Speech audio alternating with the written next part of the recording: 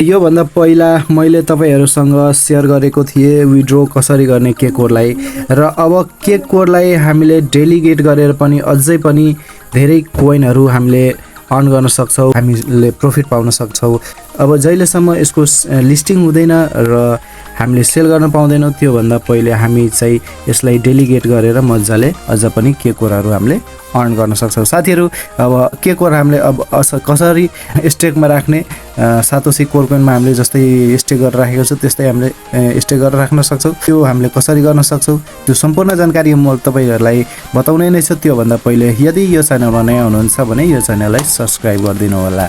साथीहरु सबभन्दा पहिले त यहाँ मेटामास्कमा जानु होला र मेटामास्कमा गएर यो ब्राउजरमा आएर तपाईहरुले यहाँ cakecore.io लेखेर हामीले सर्च गर्नुपर्ने हुन्छ। र साथीहरु म तपाईहरुलाई एउटा कुरा क्लियर बताइदिन चाहन्छु, यो डेलिगेट स्टेकिङ गर्ने काम चाहिँ यो केकोरको एपमा हुँदैन।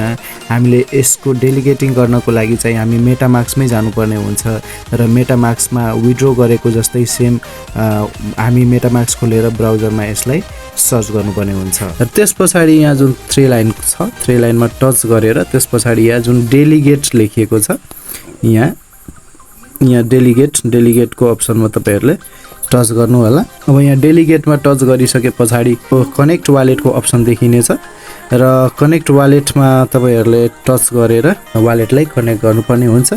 अब यहाँ मेरो वालेट कनेक्ट हुँदैछ, एकछिन हल्का टाइम लिन सक्छ र यहाँ वालेट कनेक्ट भइसकेको छ र यस्तो अब यहाँ अप्सन डिपोजिटको देखिनेछ र डिपोजिटको अप्सन देखिसके पछाडी सिम्पली यहाँ डिपोजिटमा टच गरिदिनु पर्ने हुन्छ र यहाँ डिपोजिटमा टच गरिसके पछाडी यहाँ तपाईहरुले हेर्न सक्नुहुन्छ जति पनि मेरो केकोरहरु छ यहाँ योर ब्यालेन्समा देखिसकेको छ र यहाँ यसरी योर ब्यालेन्समा देखाउने छ र त्यसपछि यहाँ अब मेरो जति पनि ब्यालेन्सहरु म सबै स्टे गरेर राख्दिने छु।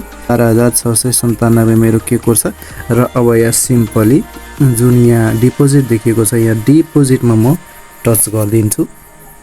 त्यसपछि यहाँ फेरि पनि अलिकति मसँग ट्रान्ज्याक्सन फी लिनेछ र यहाँ म कन्फर्ममा टच गर्दिन्छु।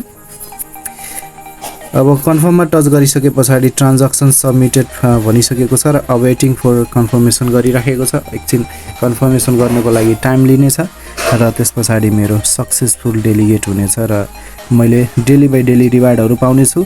तर साथीहरु यहाँ डिपोजिट गरिसके पछाडी तपाईहरुले स्टेकमा राखिसके पछाडी आफ्नो रिवार्ड चाहिँ क्लेम नगर्नु होला दैनिकी, किनभने रिवार्ड क्लेम गर्नुभयो भने पनि फेरि केकोर तपाईहरुलाई लाग्ने छ ट्रान्ज्याक्सन फीको रूपमा र कोर तपाईहरुलाई थाहा छ कति बहुमूल्य छ।